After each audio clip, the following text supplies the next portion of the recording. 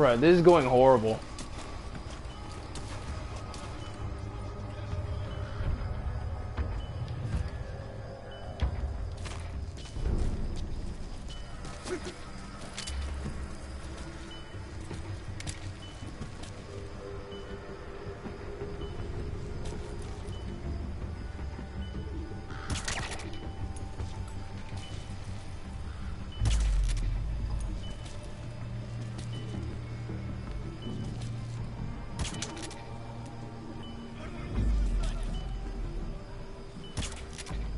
What?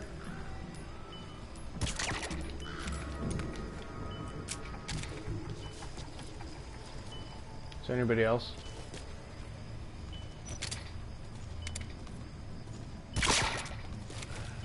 So your suppressor is worn out. That gun will be as loud as any other now. If you have to shoot, be careful. Crud. I'm gonna kill him.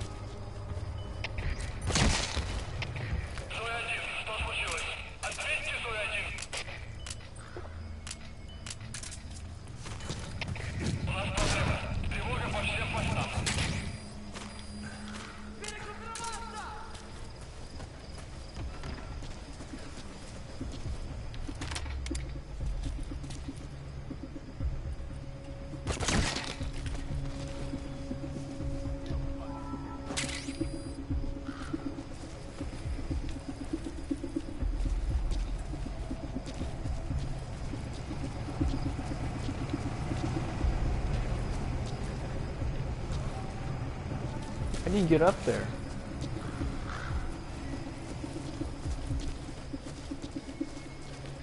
I feel bad, I shot them.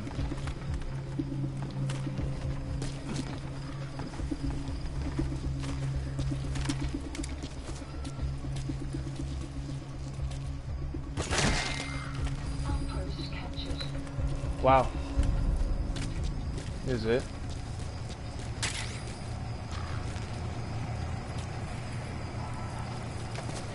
Okay, let me,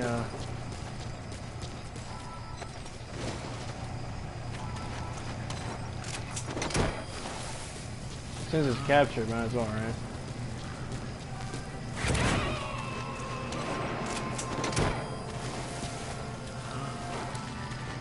You gotta extract him.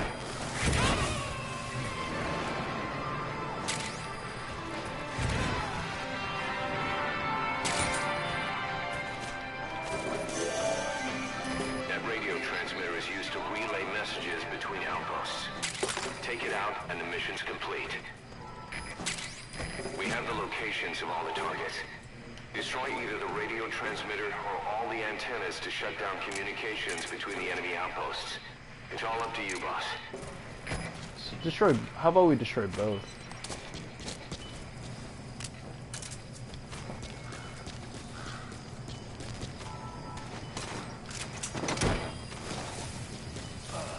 How do I get up there, though?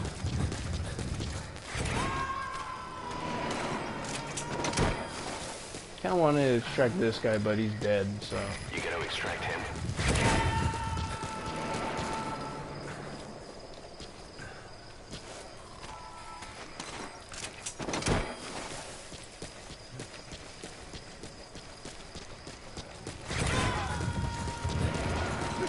Oh, like this?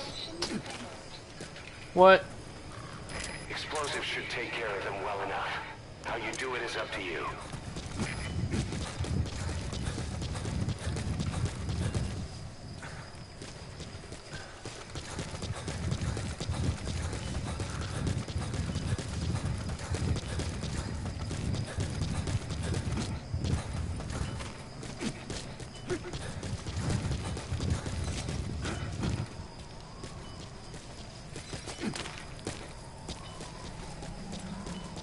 How do I get up, back up?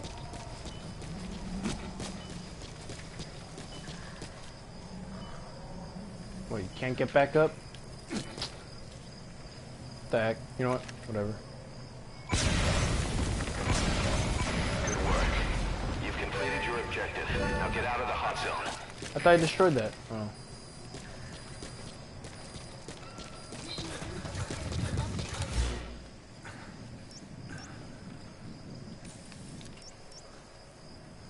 let's get out of here.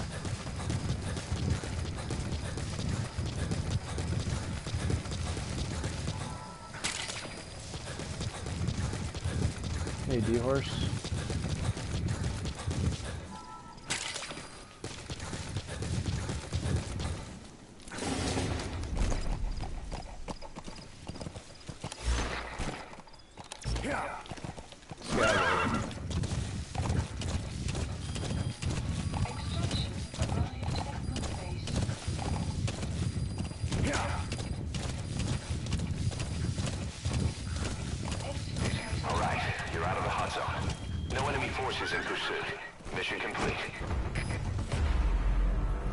Oh yeah!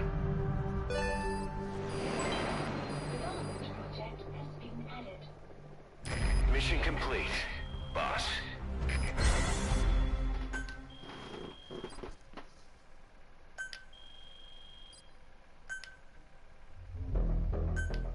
No, that I'm just skipping those. Our army is growing like crazy thanks to you, boss. In fact, it's getting downright crowded around here. To bring a greater number of people on board, we'll need to expand our facilities. Okay. To that end, I've created a base development unit.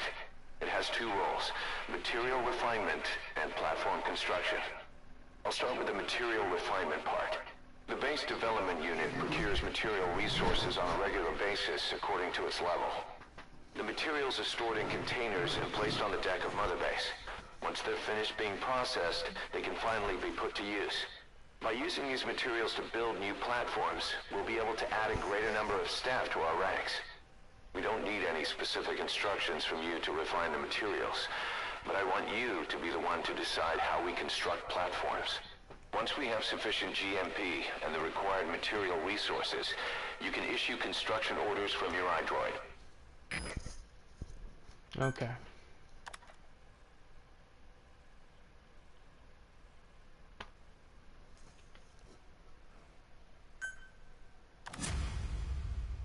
Cool.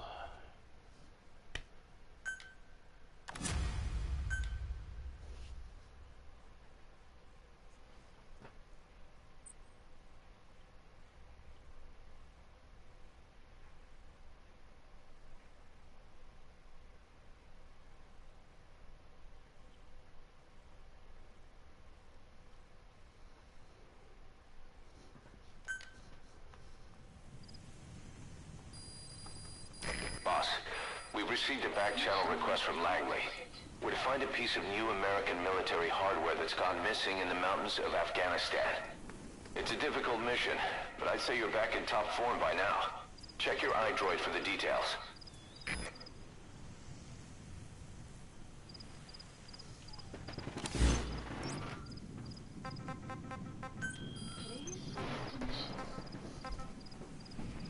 This? Oh. Yeah. I do this first, but let me go back to Mother Base. Please select a landing support. Roger. Requested.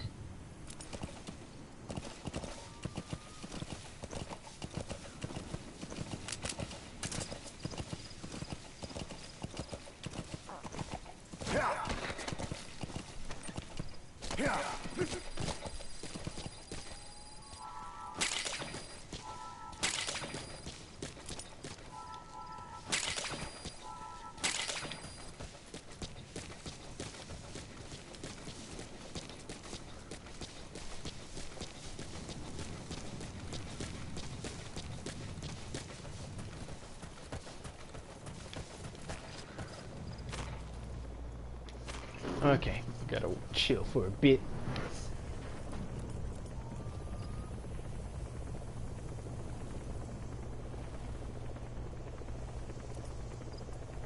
Oh, thanks, Kappa. This is B-Quad. Arriving shortly at LZ.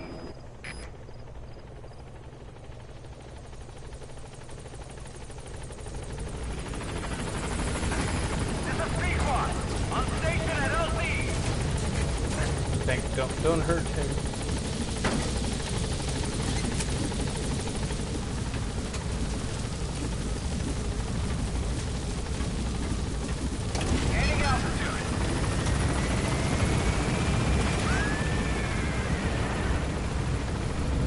Alright, cool.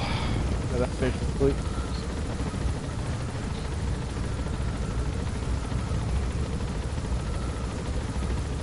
Departing.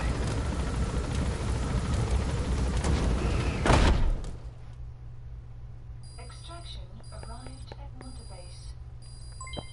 Development project has been added.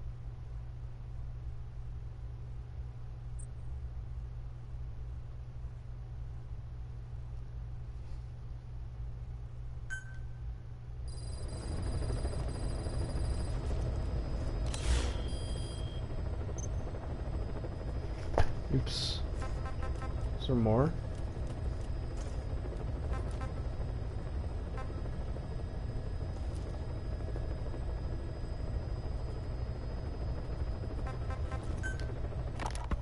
This war. The Kremlin never expected to have this much trouble against the Mujahideen. Yep, like how we didn't expect that much trouble from Viet Cong. Tradition demands that its Vietnam. people stand up to any outsiders who set foot on their land. Yeah, the White House didn't expect that much trouble from the Viet Cong and North Vietnamese in the Vietnam War, but look where that ended up. Heck, we didn't even expect this much trouble in Afghanistan when we went in Iraq in 2001, 2003 respectively, and now we got ISIS. Look at that. With the honor of their people at stake, they have everything to fight for. No matter how hard the Soviets hit them, they continue to appear out of nowhere, striking back, then vanishing again. Like the Viet Cong. There's one thing even the Mujahideen fear. Every last one of them. The Soviet gunships. Of course. They're highly maneuverable and Like how the Viet Cong feared our Hueys, our UH-1 Hueys, I think? equipped with massive firepower. Plus, Or our airstrikes and jets. I don't know. the underside of the fuselage is heavily armored. The Mujahideen can barely scratch them with their small arms. Anyone who hangs around gets mowed down by the gunship's heavy machine guns. This new honeybee weapon that was given to the Hamid fighters, it's no doubt something to help them strike back against the gunships, which makes it a weapon that could change the course of the war. Those guerrilla fighters known as Mujahideen don't actually belong to a single organization. Afghanistan is a multi-ethnic country. You've got the Pashtuns, the Tajiks, Uzbeks, Hazaras, and each of them is split into their own tribes, large and small. Each ethnicity has several rebel organizations that their various tribes gather under. They're united under the banner of jihad. But that doesn't mean they work like a single standing army. Just look at the area around Smasy Fort. A lot of Tajiks used to live there. They fled after the Soviets started their Scorched Earth campaign. With the area uninhabited, the Hamid fighters, who are Pashtun, decided to move in. The Hamids are based out of the city of Peshawar. We passed through it on the western edge of Pakistan. The Pashtun people have long lived in Afghanistan and western Pakistan. They used to travel back and forth frequently. Then Britain went and established the border that still stands today. The Hamid fighters get generous support from the Pakistani government. The government wants to use them to secure influence over Afghanistan. Their liaison with the Hamids is Inter-Services Intelligence, and behind the ISI, you have the CIA. Of course. That's probably how the honeybee ended up in the hands of the Hamid men. I honestly thought about joining the CIA once. I'm not really too thrilled about them now. Ocelot says the number of private forces is increasing, and they've modeled themselves after us. They're a far cry from the likes of us. But why? 9 years ago we made enemies of the world as a nuclear-equipped force, independent of ideology or state. Yes. Sooner or later, the real UN would have stepped in. So why are they giving these PS free reign?